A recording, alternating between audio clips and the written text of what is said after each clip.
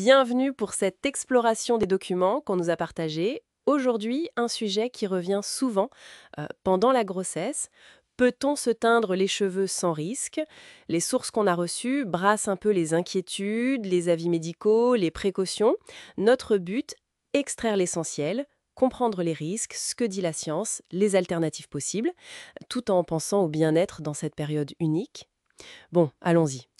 C'est vrai que l'envie de prendre soin de soi, elle est là, mais la peur de nuire au bébé aussi, surtout quand on regarde la liste des ingrédients. La grosse inquiétude, elle tourne autour des produits chimiques qu'on trouve dans les teintures classiques, hein. L'ammoniac, le peroxyde d'hydrogène, les parabènes, le résorcinol. Le risque potentiel, même si bon, il reste théorique pour beaucoup, il interroge. Surtout au premier trimestre. C'est la phase où le fœtus se forme, où les organes se mettent en place. Un peu peur? La science actuelle suggère que l'absorption par le cuir chevelu est en fait très faible. La plupart des recherches indiquent qu'il est peu probable que cette petite quantité soit vraiment nocive pour le fœtus. Mais, soyons clairs, il n'y a pas une certitude absolue, les études dédiées sont quand même assez limitées. C'est pour ça que, par principe de précaution, beaucoup de médecins recommandent d'éviter les teintures chimiques pendant ces 3 premiers mois qui sont cruciaux. Ah, d'accord. C'est intéressant parce que l'inquiétude, elle, semble très très répandue. Les sources expliquent un peu ce décalage. En tout cas, pour celles qui y pensent après cette première période, les documents insistent sur plusieurs précautions importantes, n'est-ce pas? Tout à fait. La prudence reste vraiment de mise. Les sources recommandent de choisir des formules plus douces, souvent celles qui sont marquées sans ammoniac par exemple. Et puis, consulter son gynécologue ou sa sage-femme avant, c'est aussi une étape clé qui est mentionnée. Oui, ça semble logique. Et lire la composition, choisir des marques connues. Mais vous disiez aussi que ce n'est pas que le produit en lui-même qui compte. Il y a aussi la façon de faire. Effectivement, au-delà du produit, la méthode d'application, ça a son importance. Les techniques comme les mèches ou le balayage, où le produit touche peu, voire pas du tout le cuir chevelu, elles sont souvent suggérées comme plus prudentes.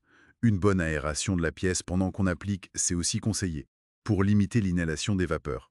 Et bien sûr, l'hygiène irréprochable du coiffeur, le port de gants, tout ça. D'accord. Et pour celles qui préfèrent éviter complètement la chimie de synthèse, les sources parlent d'alternatives. Oui, bien sûr. Le henné, 100% pur, est une option. Attention quand même aux additifs qu'on trouve parfois dans certaines préparations de henné, il faut bien vérifier. Le henné pur, donc. Exactement. Et il y a aussi les colorations entièrement végétales. Mais même là, attention, un test d'allergie avant, ça reste une très bonne idée. Même avec du naturel, oui. Absolument, la prudence s'applique aussi. Et puis, il ne faut pas oublier l'aspect émotionnel. La grossesse, ça transforme le corps, ça peut jouer sur l'image de soi, sur l'estime de soi.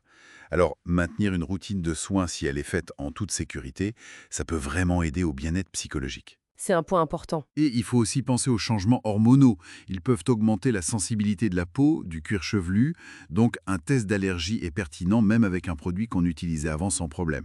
Les réactions peuvent changer. Il faut vraiment écouter son corps. On en revient toujours à cette question d'équilibre, finalement. Comment on fait pour concilier cette envie de se sentir bien, de se reconnaître dans le miroir, avec la priorité absolue qui est la sécurité du bébé? Le dialogue avec le médecin, la sage-femme qui suit la grossesse, ça semble être la clé pour évaluer, au cas par cas, non? C'est exactement ça. Si on résume un peu les informations qu'on a trouvées, se colorer les cheveux pendant la grossesse, c'est généralement considéré comme possible. Mais le mot d'ordre, c'est vraiment la prudence. Attendre la fin du premier trimestre. Choisir des produits doux ou naturels.